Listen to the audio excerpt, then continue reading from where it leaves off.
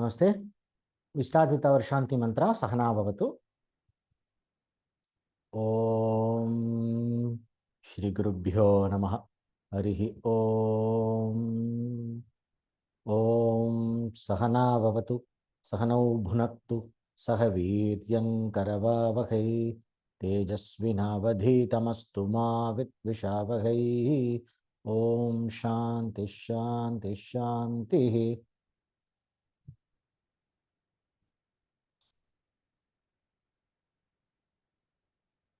Om Tat Sat. Okay. Last class, we discussed about whether a religious life is sufficient for moksha, for nirvana, right? And while we began the discussion, I started with an assumption. Assuming that the religious life is a proper religious life, a dharmic life, in accordance with the spiritual reality. We are assuming a religious life that is guided by proper, correct spiritual knowledge. I made that assumption. And only then I started discussing. And for that, I said it is possible for wrong knowledge to parade as spiritual knowledge in the name of faith. The faith does not mean one is in alignment with the divine. One is in alignment with the spiritual principles. I compared with physics and all that. And I also gave an example of following a light in the forest that could lead you to the gemstone, or the light could lead you to the thief. Useful illusion and dangerous illusion. All that I discussed, and only then I came to the topic, right? So in line with that, I have, in so many ways, I have actually answered today's question, and I have dealt with the answer for today's question previously also. Still, they have asked this question. The question for today was, all religions, it's not a question, they're asking my opinion, comment. All religions teach the way to attain liberation, or moksha, or salvation, or nirvana. Thus, there are many commonalities in spirituality or religions to worship and spiritually progress. Your views, please, at your convenience. Thanks. I don't know what is the question here. My views don't matter because it is just my view, right? So when we are having a discussion in a satsanga like this, in a session like this, it has to be what is called as a samvada or a vada. A vadam is we both are discussing to arrive at a, we are both are arguing and discussing as equals to arrive at a conclusion. We both, I am giving my logic, you are giving your logic. Both of us are prepared to see our own errors in judgment and our own errors in logic. And we are together trying to arrive at a truth, at an understanding about something. This is vadam. Samvadam is, you assume that I know, because I am the teacher here.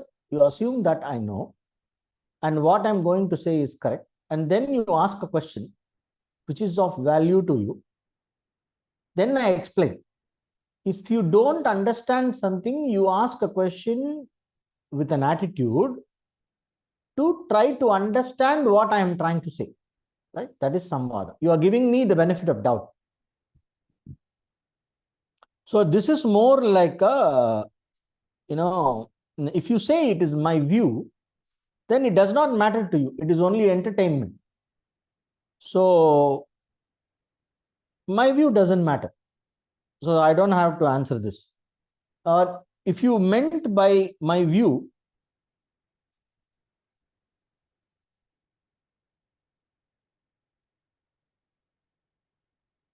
as an understanding that you would like to consider, then we can discuss. So I don't know who asked this question. No, I only asked Janakiram. So if it is my view, then how does Purpose it is, matter? you see, Buddha's four noble truths and eightfold path is structured and clear. You follow this eightfold path. Similarly, there is 5 pillars of Islam. 5 pillars of Islam. What are the So 5 you pillars follow of that, Islam? you get salvation. What are the 5 pillars of Islam? 5 pillars is there is a God, and then you should pray to the God 5 times minimum. Then you should give charity 2.5%. And then you should at least go once to Mecca. And you should fast during Ramzan. So that means this is adequate. Minimum adequate. What I meant is there is a commonality in all religions of prayer, charity, and visiting, holy places, and then fasting during some program functions. So that means there are a lot of commonality. And in the case of Christians, you believe in Jesus who has already come to save you. Right. Similarly, we believe in Krishna or Shiva or Rama or Devi. So what I meant is commonality in the sense that most of us are lay people. This is meant for common people who can only do this much.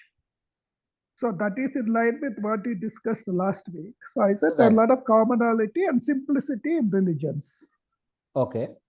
That was my view. What is the question here? So that means you follow any path, you are assured, and what you call a surrender, or you leave it to Bhagavan. Each word means different things here. Salvation. That was the idea. So I didn't want to put finally what I should ask you to say. So I said your view. So otherwise you can take it as somewhat. Okay. Right. To get clarity, particularly in the context of what is happening with the So, Sri temple. So you want me to deal with this concept? You want me to deal with this concept? Shall we say according to the understanding given by the Vedanta Yoga Sampradaya? Yes, exactly, which is common to all faiths. Which is common? You are saying it is common, but it is not common. That is what we are going to see today. Okay, then fine. What are the distinct features? Different. So we are going to have, and I am pleased. I hope I made myself clear. Yes. So today's discussion is a very sensitive topic. And because this is going to be in YouTube, I don't have the freedom of speech to talk exactly the facts as they are, because of a lot of censorship and all that headache that comes with that. So because of that, I'm going to make it in a politically correct way. And anybody else want to know exactly how it is, without any censorship, you will have to talk to me personally. So I will try to make it as politically correct as possible. So let us start with this. The first part of the query. All religions teach the way to attain liberation, or moksha, or salvation, or nirvana. So here you are equating liberation, moksha, salvation, nirvana, all in the same meaning. Unfortunately, they don't mean the same thing. Salvation, let us take the word salvation. So according to the Christian theology, salvation is basically salvation from the original sin committed by Adam and Eve that we are all carrying. And that salvation is possible only by grace, which comes only if you believe that Jesus died on the cross to save you. That is the key point. That's what gives you salvation, combined with good works and all that. Imitation of Christ. There are a lot of, so this is the promise. The promise for the common man by the Christian religion as salvation is salvation from the original sin which is basically that Adam Eve story that we all have been uh, uh, mostly familiar with, right? So this is salvation. What happens? You go to heaven and you are with God, and heaven is all nice and stuff, and it is an eternal heaven that we need to remember. So the Christian idea does not have the concept of reincarnation, at least not in the official version. See, now when we are talking about, many in spirituality and religions and all that, when we say, the first thing we have to understand is that there is an official, actual version that is being practiced. So there is the official practiced version of Christianity under various denominations. There is an official practicing version of Islam under various denominations, Shia, Sunni, Wahhabi, Ahmadiyya, etc., etc. Right. So similarly, in Christianity, you have Orthodox, Eastern Orthodox, Greek Orthodox, Russian Orthodox, Coptics, Catholics, Protestants, and within Protestants, so many. And I heard that in the United States alone, there are hundreds of denominations of Christianity, and each having their own thing. And then you have the Anglican Church, Pentecostal, etc. It goes on. Now, we come to Sanatana Dharma.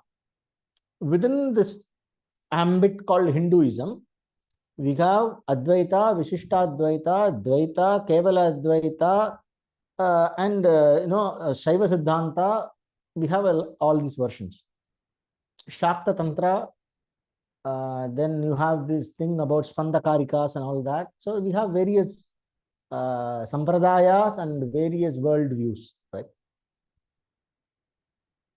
So let us call it as a worldview. The concept put forth. See, I even discussed a few classes back about the unknown. There is a known that we are dealing with using our five senses: logic, scientific knowledge, common sense, right? This is known. Through scientific investigation and with a little bit of help from gadgets, etc., we can, and with the knowledge of some science, we can reasonably deal with this known world. All you need is intellect and five senses, and that's it. Then you are able to deal with it.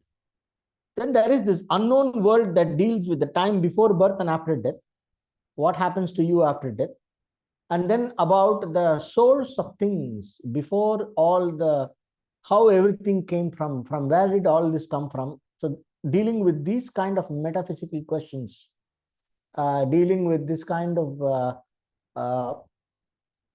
a proposed spiritual dimension of which they talk about. Then we have Buddhism. In Buddhism, there are so many schools. There is Yogachara, there is Kshanika Vijnanavada, then there is in the Mahayana schools. Then you have this Theravada, that what they call as Theravada, Mahayana, and Vajrayana Buddhism. Even inside Zen itself, there are so many Zen. And there are, each person is claiming that we alone are having the original teaching of Buddha, and it goes on. And then we have Jaina Sampradaya. Then there they have their own concepts. According to them, the heaven and hell are all inside. And then they have their own karma theory and purification. And they are arriving at a concept. Their goal is what is called as Kevala Jnana. They have their concept. So what we need to understand is, first, when we talk about these different faiths, we cannot go with this assumption that they are all telling the same thing and give an interpretation. For example, there is even, see, Bhagavan Ramana Maharshi, to some foreigner who came, he said, the meaning of the cross is I and remove the I. This is I, so this is remove the I. That is the meaning of the cross, he has said. I would say that Bhagavan Ramana Maharshi wanted to use the symbolism or the whatever is the faith and thing that this man was practicing before. It's hardwired in his brain. So he wants to use that as an example to drive a point. Generally, that's how all the masters teach. Because when you go to a guru, the guru is main concern is to make you imbibe the teaching. He doesn't care what is out there, what your religion says or his religion says. It's like how the mother wants only the child to, eat the food on time and take care of the hunger. The guru only wants the best for the disciple. So he doesn't care about anything. All the guru sees is what is going to work for this fellow to become free from ignorance. That's all the guru thinks. He gave that example. Similarly, so many people would have said, so this kind of a syncretic view, right? If you look around, all these things, many masters would have said in many kind of syncretic approaches, they would have said. We cannot take that for a discussion. So when we are saying that different religions and different faiths, we have to only take the official version. I cannot assume that Adi Shankaracharya was talking about Kundalini Yoga and then start interpreting all the Shankara Bhashyam in terms of Kundalini Yoga. It's not fair to Shankaracharya, right? So similarly, it is not fair to those other traditions or whatever is the tradition or the faith we are discussing about. For example, we cannot say what Lord Buddha meant or what the Buddhists say as shunya is basically shunya of vrittis. That is shunya of thoughts and ego, where you are basically experiencing the absolute reality, Brahman. That's what Lord Buddha was trying to say. I can give an interpretation. But that is not Buddhism. If you go and study under a Buddhist scholar and in a school, Theravada, Mahayana, whatever, this is not what they say. So they have an extremely sophisticated logic with which they try to establish anatma, right? And they have the idea of the self as being kshanika. There are different schools are talking different things, right? Now, similarly, if we are going to talk about Abrahamic religions like Islam or Christianity, we have to only talk based on their official version. Only then we will come to know if all the religions and all the spiritual schools or whatever is all the different faiths, do they all have the same goal? The answer is no. They all don't have the same goal. Even within Hinduism, yoga does not have the same goal. The Kaivalya of yoga is not the Brahmajnana of Vedanta. The Sayujyam of Shaiva Siddhanta is not the same Brahmajnana, what you call as Atma Brahma Ekatva Vijnanam, what Sri Adi Shankaracharya says, it's not the same. What Shaiva Siddhanta talks as, Salopiam, Samipyam, Sarupyam, Sayujyam, they have this thing, which is refuted, which the Advaita Siddhanta refutes that. Sankhya, Purusha and Prakriti, and realizing the nature of the Purusha. What Sankhya says, the sadhana for realizing what Sankhya says is yoga, they say. So what Sankhya says, the goal of Sankhya is not the same as the goal of Vedanta. And there is a huge, what you call as, this Purva Pakshi arguments. You have these objections. If you read the Shankara Bhashyam, the commentary, or Ramanuja Bhashyam, or any Bhashyam you take, that Acharya's Bhashyam on the Prasthanatraya, they are trying to establish their understanding of the truth. Whatever they have realized or understood, they are trying to establish that. In that process, they are dismissing the opponent schools. Everywhere, if you take any commentary, if you do some proper traditional study, they dismiss the opponent schools. If you take a Visishtadvaita Bhashyam, they will dismiss Advaita, they will dismiss Siddhanta or whatever else they have dismissed.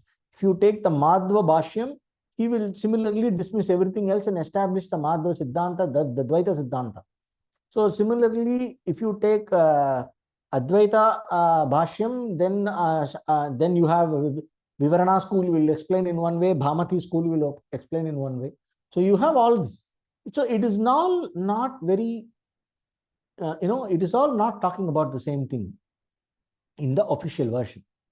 So it is the masters, the gurus, out of their large-heartedness, when they teach you, if there is a person who is a Brahmagyani who is trying to, free you from the ignorance, that person might tell the disciple something in order for the disciple to not have a conflict inside. See, if you come from a certain, let us say, somebody is born to a thief. The person is born, the person's father is a thief and mother is a thief. There are these families who are full-time job is only dacoitry or being thieves. There are clans like that, right? In India is there, in the world over also there. So suppose this boy is somehow, because of some karmic problem, is born to father and mother, both of them are thieves, criminals. But somehow this child has samskara and he comes to the class and comes to study somewhere. He's studying very well and he is scoring good marks. You see the potential of the person. Now, growing up, no matter the father and mother might be a thief, but growing up in that family, growing up under them, the thief father and the thief mother would have showed a lot of genuine love for the child. And the child has an attachment to the father and mother. So when the son of a, so when this son of this thief parents comes, will the teacher, any sensible teacher, keep saying your father is a thief, your mother is a thief, you are a son of a thief, hey son of a thief, come here, hey son of a thief, come here. You are, it is your sin that you are born to those parents. Those parents, you have to disown those parents.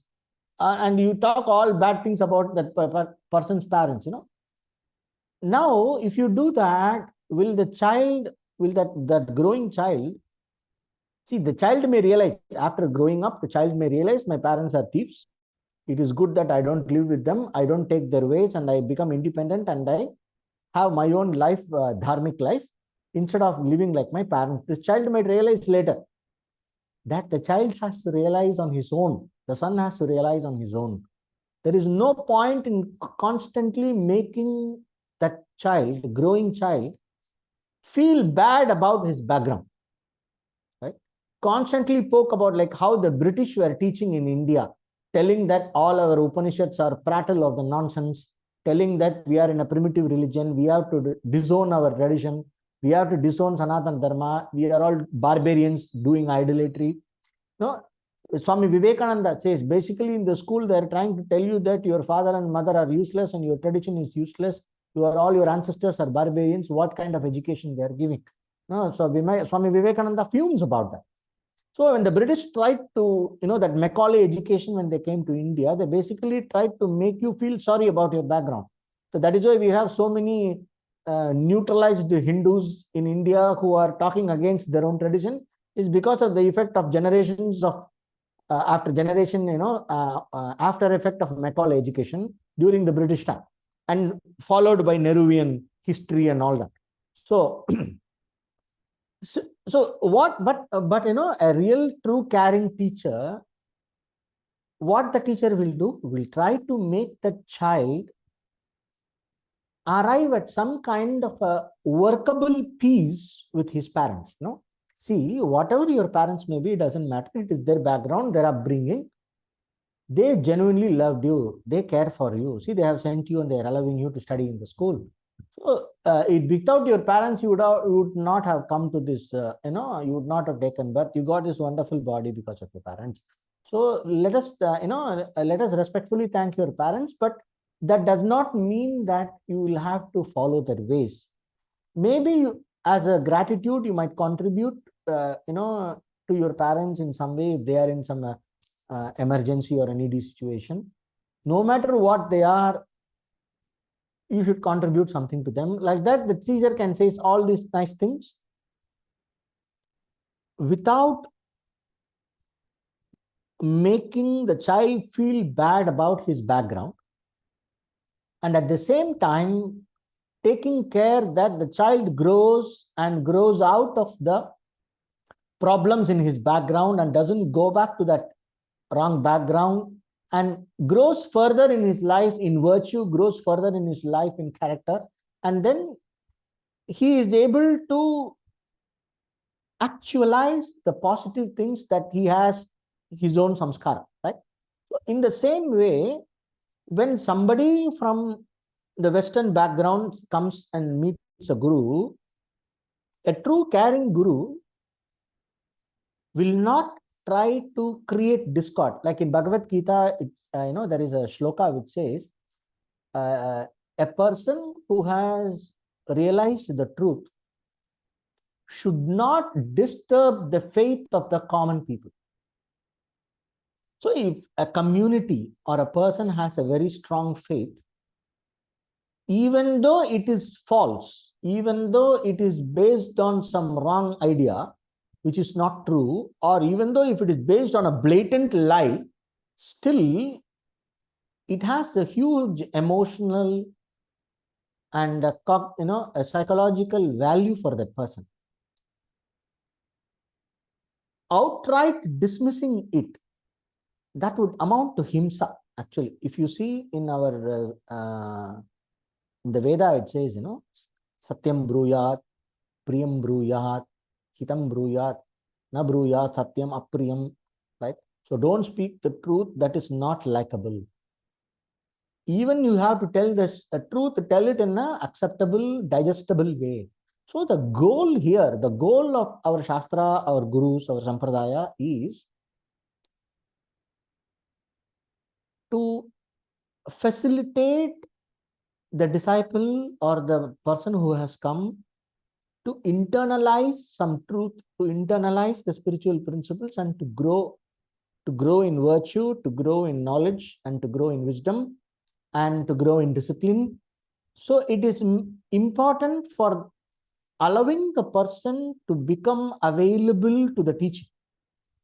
If I'm going to create a huge cognitive dissonance in that person, and if I'm going to build a negative self-image, it is going to alienate the person from truth.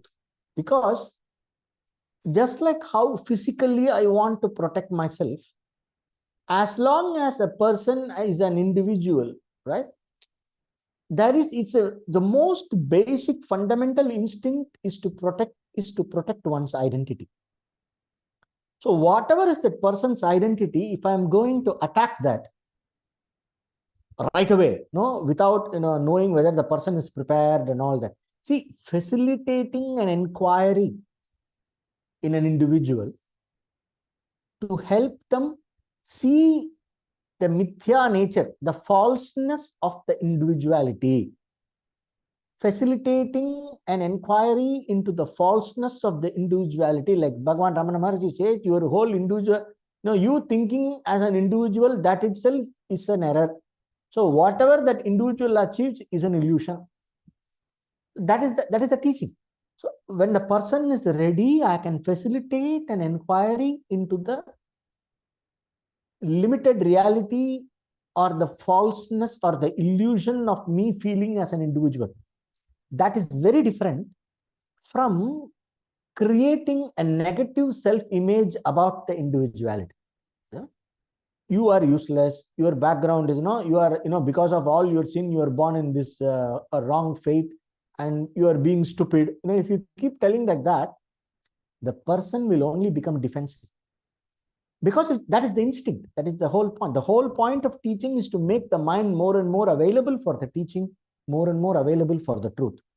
So instead of that, I will only make the person close up, and all the defense mechanism will go up, and the person will not be available for the teaching. So it will be counterproductive, and the person might go in the wrong direction simply for the sake of protecting his identity. It will become a misleading thing. So because of that, the Jnana Gurus of our tradition, of the Sanatana Dharma, have found a way to embrace everything so that people from all backgrounds are, when they have a tendency for truth, they don't have a problem with their background, and they are able to make themselves available. They are, they're opening their minds to the higher truth. They are opening their minds to the spiritual reality that might be behind the, so they're opening their mind to the spiritual reality and growing out of the religion and coming to spiritual reality. Now, let us say I am a ritualistic Brahmana. I am a Brahmana with, I do all my rituals I am doing, Sandhya Vandana, Agnihotram, etc., Yajnas, Vedadhyanam. In Bhagavad Gita, there is a line. Traigunya Vishaya Veda Nishtraigunnyo Bhava Arjuna. That means give up the Veda. Can I interpret it like that? So it does not mean that. It means do not perform the Vedic rituals with attachment to their materialistic results, attachment to their limited results. Do the Vedic rituals, whatever you have to do. Do not do the Kamya karmas, do only the Nitya karmas. So there is the whole interpretation that goes behind that, where the goal is to take the person from being a karta, simple karta, to transform the karta into a karma yogi. So basically turning the tide from the pravritti dharma to nivritti dharma, which is essential for atma vichara and moksha. Right? So it is there. So we have a proper way of turning the tide. So just like how in the Isha Upanishad, Ishavasya Upanishad commentary, there is a page by page, it begins with Khandanam of Karmakanda. In the sense, Khandanam of karma, how karma will not give you moksha.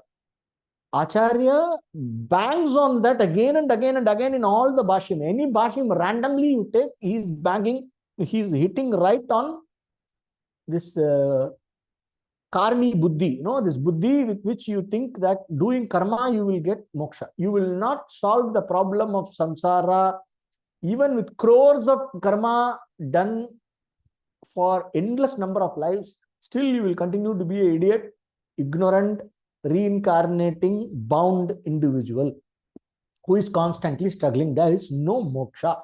He is absolutely does not mince words in that, right? So, and also he says that does not mean you just simply throw the Veda. No. He says how to go about it. And then he also says it is not about doing all the rituals and pursuing. He's very clear. Either you are in a grahastha life or you are in a sannyasi life. He's very clear.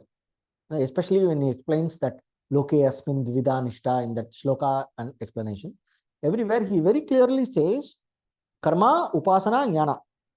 And jnana is always accompanied by sannyasa. Leaving the Veda with the permission of the Veda. There is a very sophisticated, very systematic approach to the whole process of taking the person, allowing the person to grow out of. I'm using a license here, okay? I'm trying to use a popular way of talking. This is not how it is to be said. I'm just using this word because of the current rhetoric that is, I'm trying to use the current rhetoric. It is a gradual, helping the facilitating an individual to grow out of religion and to arrive at the spiritual truth. You can say like that, okay? It's not very precise. Actually, the spiritual truth is also part of religion. So if you say, go by the definition of real ligare, religion, then what is Vedanta? What is the Vedanta portion? That alone is religion. Everything else is only subservient to that. Like that, we can give interpretation. So, but what I'm trying to tell is, going from a ritualistic, faith-based religion, growing out of that, to be devoted completely for the spiritual wisdom or knowledge, which is considered, which is the moksha, because bondage is a consequence of ignorance. So knowledge is moksha. Jnana eva muktihi means not, so jnana is the mukti. That is the approach of the Shankara Advaita. The other sampradayas, I don't know. But I know that they are having their own things. So, for example, I heard about the kind of jnana or the moksha in the Madhva Sampradaya is about realizing the 5 kinds of duality. The differences between Jiva and Jagat, the difference between Jiva and Ishvara, difference between Jiva and Jiva, difference between one thing in the Jagat, and like that, you have 5 different things you have to realize.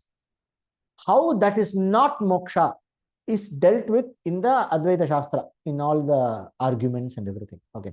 So I'm not going into that. But what I'm trying to tell is, just like how the Shastra helps, the teaching tradition of Vedanta helps an individual to grow out of the ritualistic religion with limited goals, even within the Dharma, even within the Vaidika Sampradaya, how it helps you to move out of ritualistic religion to the wisdom tradition, from the ritualistic tradition to the wisdom tradition, how the transition, it facilitates a transition into wisdom. Similarly, I would say the same tradition tries to facilitate a transition from the Mlecha dharmas or the foreign, this different kind of faiths like Christianity, Islam, Judaism, and the Nastika. I would put it like this: a transition can be facilitated from the Nastika dharmas, from the Nastika sampradayas into the Astika sampradaya and to Vedanta. So how from Astika, within the Astika sampradaya, I am facilitating a transformation from the ritualistic approach to the approach for wisdom. From karma to jnana, there is a facilitation of the transition from karma to jnana. Similarly, a transition can be facilitated from adharma to dharma and from dharma to jnana. Now, to a certain extent, the yoga, a proper yoga teachers, non-diluted yoga teachers, they are facilitating that. So various cults are there, devotional cults like this Hare Krishna movement and all that, they are facilitating this. So there are various entry points. You have Sai Baba entry point, Amma entry point, this Hare Krishna entry point, yoga entry point. With all that, somehow the right persons, even though they are born in a background where there is no knowledge of Atma, Brahman, and the oneness of everything is not the official knowledge in their background, still they somehow end up here if they have the right samskara. And eventually, so what happens is, just like how, so he talked about the commonalities. I will come to the commonality. There are many commonalities in spiritual and religious worship.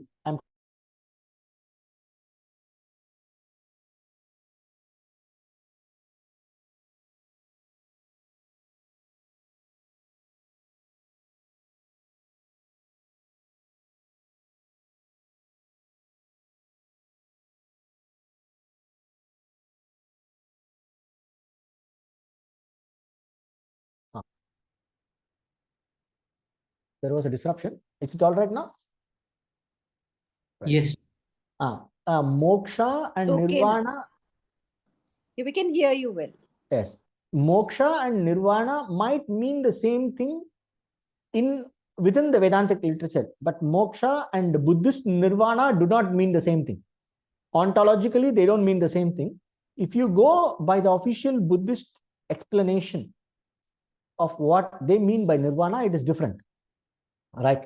So if you go in Vajrayana, they talk about Sambhoga Kaya and Nirmana Kaya, Dharma Kaya, like that. You have different levels of enlightenment and becoming one with that. And then there is this Bodhisattva tradition.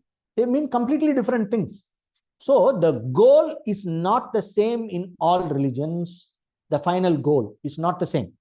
It's completely different. But just like how, to a great extent, a ritualistic, religious, devoted ritualistic life of a Hindu, how it can prepare that person to arrive at the doorsteps of jnana, or the yoga and via yoga to jnana. Similarly, all the other Mlecha and Nastika Sampradayas can also facilitate a discipline in that individual and make them kind of ready for the process of yoga, which takes them to jnana. Right. To some extent, there are these ascetic traditions in all the religions. In all the religions, there is a common man version. I have discussed this before. There is a common man version, religion, and then there is the practice for the ascetics, and then there are the mystic things. They say that there is the Sufi groups in Islam. They are the mystics, and they have their own meditation and their own philosophies and all that. So some Sufi saint says, "Anal Haq, I am the Lord," and that saint was burnt at the stake because it is haram. It is that's another story. If that person had said Anal Haq in India, we would have made him a Mahatma. But there, Arabia, he got burnt. So that is not the official version. Okay. So, but I'm only talking about the mystic tradition, the yoga part, where you are practicing what we call as upasana. Upasana is the mystic part, where you are practicing concentration, yoga, Raja Yoga, and all that. And you are preparing the mind for jnana. So similarly, though they don't have jnana, Christianity, Islam, Buddhism, everywhere else, what we call as the Advaita Jnana, Brahma Jnana is not there as a knowledge nor as a goal. It is not available in their official versions. They do have ascetic practices. For example, there is a very famous meditative practice that is told in discussed in a text called Philokalia. Philokalia means what is loved by the monks. Kalia means pertaining to the monks. Philokalia means that which is loved by the monks. What do the monks love? All their practices, their teachings, their ascetic practices. So the Philokalia is full of discrimination, dispassion, page by page. Page after page, only discrimination and dispassion, right? And the love of God, praying for 24 hours, and then, ceaseless prayer. And then they also have another concept called, there is one practice called, in English, they write it as Hesychasm, Hesychasm, where they combine one idea with inhalation, like how we say so hum. They combine that with inhale and exhale, right? Similarly, there is a process of synchronizing a prayer with your breathing rhythm. That is a very common practice which is done by Orthodox tradition monks, and I think to some extent Coptics and some monastic traditions in the Catholics also, they have that, where they combine a prayer and synchronize it with the breathing rhythm in order to arrive at concentration. And they say it leads to what is called ceaseless prayer, effortless prayer, which could be considered as an equivalent of our ajapa technically, not with respect to the content, but with respect to the technicality of it, where your prana picks up the prayer and then it goes on automatically, right? It's called ajapa japa, we say. So similarly, they call it as a ceaseless prayer. So these kind of monastic disciplines, ascetic disciplines, meditative disciplines, there may be commonalities. The goal, there is no commonality. But the processes of self-discipline, there is commonality. There are processes of ethical living, to some extent, there is commonality.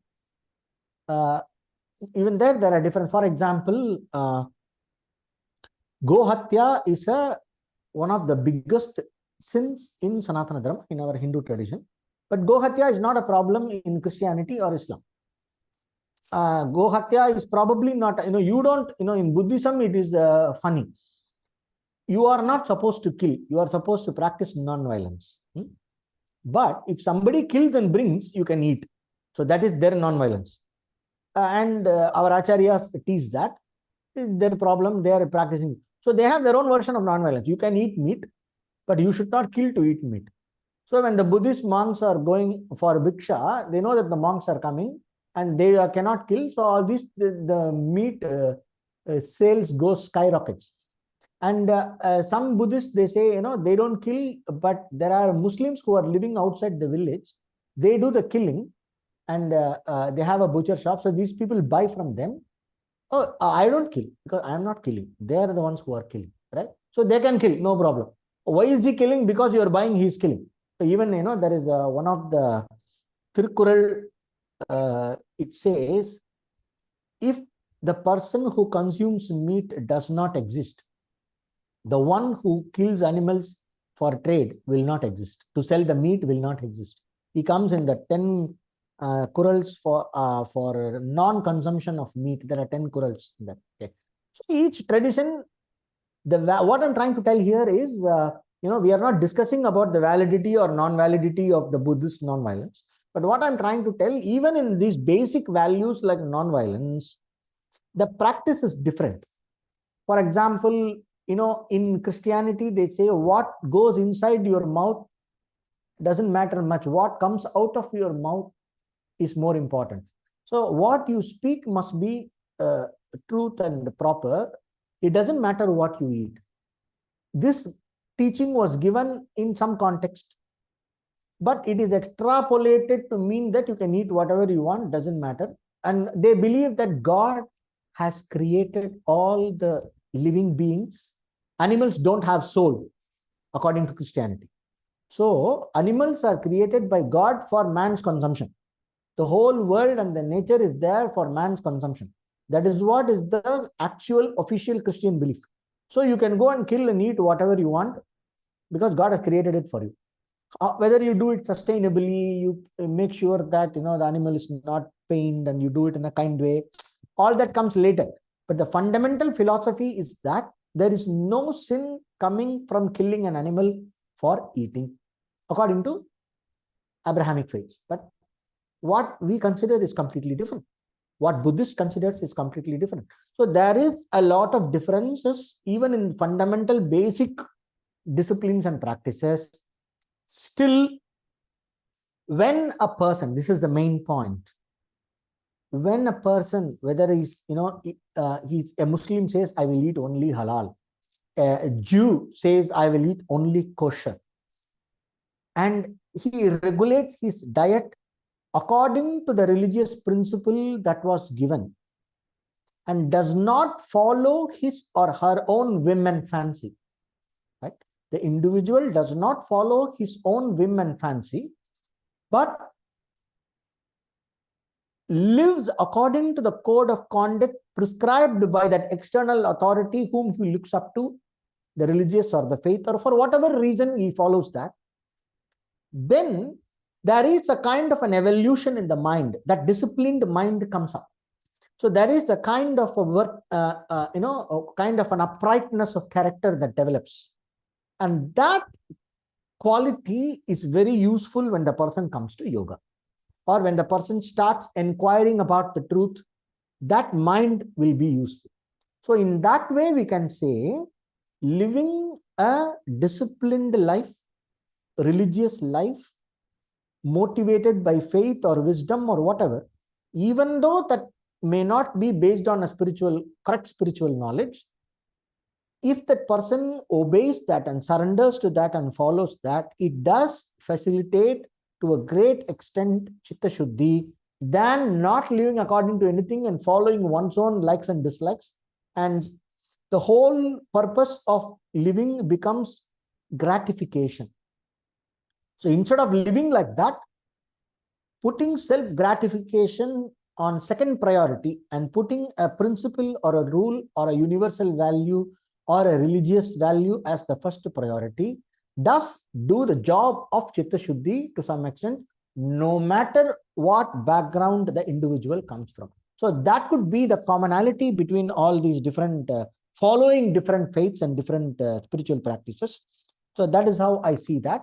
And if a person wants a goal, a sadhya, a goal can be attained according to its appropriate sadhana. So if I have one goal, not all paths will lead to the goal. Some goals have 2 or 3 paths that may lead. But when it comes to moksha, Shastra is very clear that moksha is your swarupa. You are already a mukta. You are not bound. Your experience of bondage is because of ignorance, and you have to solve the ignorance. And you have to realize your true nature. Vedahametam purusham mahantam adityavaranam tamasa prastat tamevam vidvan amrita iha bhavati nanya panta vidyate ayanaya.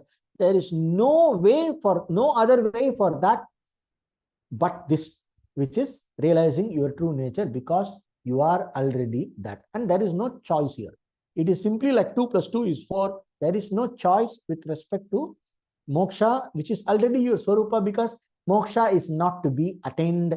Moksha is to be realized as something that you already have, that is intrinsic in your own nature. You are the moksha. So that has to be realized, and there is no choice there.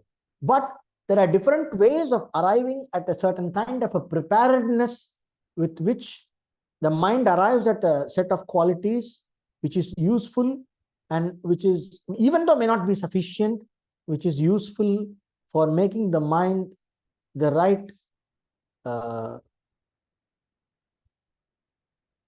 vessel for the process of self-inquiry. So that way, a life of a religious and a spiritually inspired and motivated religious life based on any kind of faith is definitely better than swechachara, or just following one's own whims and fancies.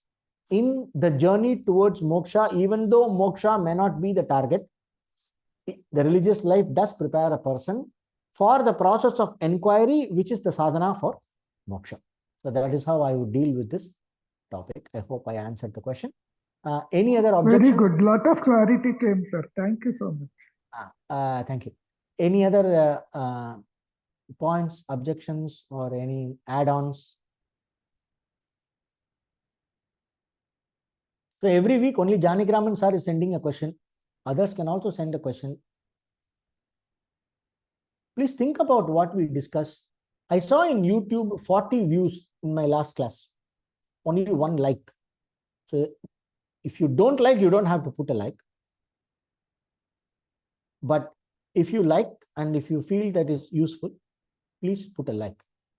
And subscribe, so that the School of Ancient Wisdom can reach more people in the internet, right? Okay. So that's about it, I guess. I will wait for a few seconds. If anybody is there, anybody raise their hands? No. Good. Okay. So we'll finish the class with the Purnamada. Om Purnamada Purnamidam Purnat Purnamudachyate Purnasya Purnamadaya Purnameva Vadishyate. Om Shanti Shanti Shanti. Om Tat Sat. Thank you. Thank you.